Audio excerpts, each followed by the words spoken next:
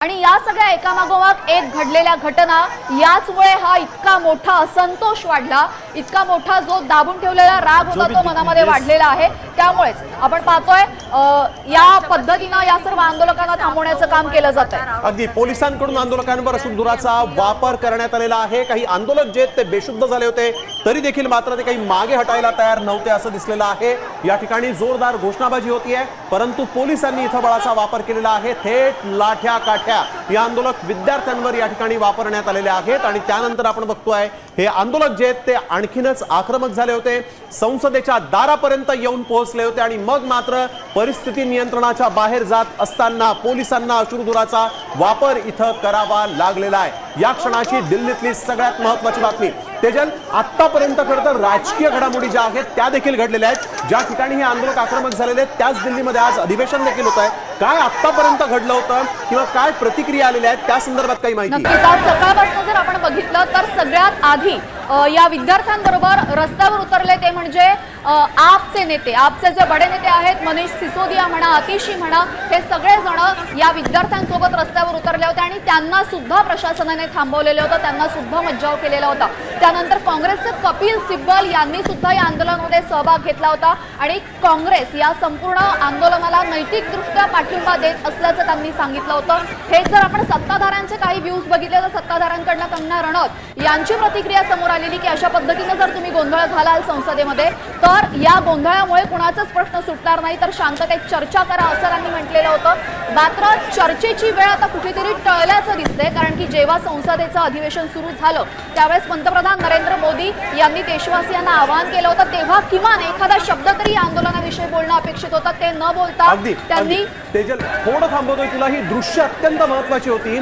एकीकडे संसद दिसते आणि संसदेच्या दारावर अश्रुधुराचा वापर, बळाचा वापर करणारे पोलीस दिसत आहेत आणि तिथून दूर होणारे आंदोलक दिसत आहेत। दिल्लीतलं आज अतिशय महत्त्वाचा असा संसदेचा हा सगळा परिसर आणि त्याच ठिकाणी आता प्रशासनाला अश्रुधुराचा वापर करावा लागलेला आहे। का तर या आंदोलकांना दूर करण्यासाठी काही आंदोलक जे त्या प्रचंड गर्दीमुळे, घोषणाबाजीमुळे डिहायड्रेट झाले होते, बेशुद्ध झाले होते, त्यांना देखील मग या ठिकाणाहून दूर नेण्याचा प्रयत्न करण्यात आलेला आहे। काही आंदोलक जे त्यांच्यावर लाठीचार्ज झाल्यानंतर देखील ते तिथं बेशुद्ध पडले होते, त्याही लोकांना इथून दूर करण्याचा प्रयत्न झालेला आहे। आंदोलकांना दूर करून त्यांच्या मनामधला असंतोष मिटवणं कठीण आहे, कारण की आपण पाहिलेलं आहे इतक्या मोठ्या प्रमाणामध्ये जर आंदोलक या ठिकाणी संसदेच्या दारावर येत असतील तर सरकारने सुद्धा यावर मोठी पावलं उचलणं हे अपेक्षित आहे। मात्र चर्चा न करणं, आडमुठेपणा घेणं हे कुठेतरी सरकारला नडल्याचं आपल्याला इथं बघायला मिळू शकतं। सरकारला वारंवार 2 महिन्यांपासून एकच गोष्ट हे सर्व आंदोलक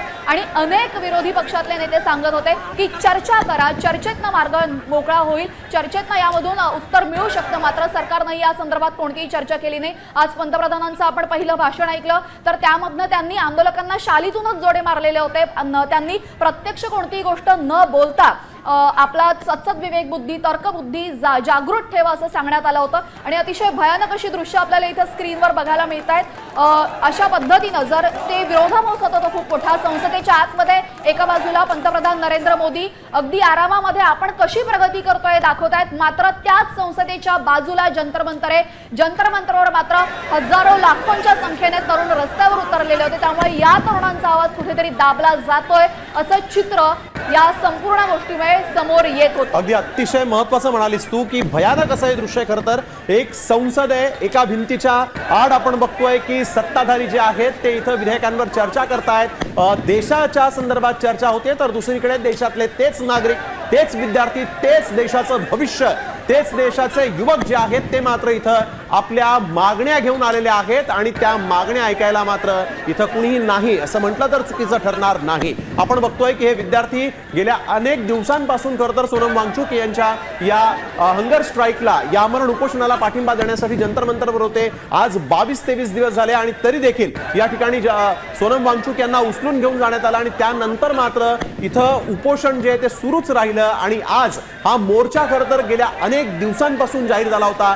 त्यावेळेस खरं तर या सगळ्या आंदोलकांशी बोलणं अपेक्षित असताना मात्र आज या आंदोलकांवर लाठ्या चालवणं, अश्रुधुराचा वापर करणं हे कितपत योग्य आहे?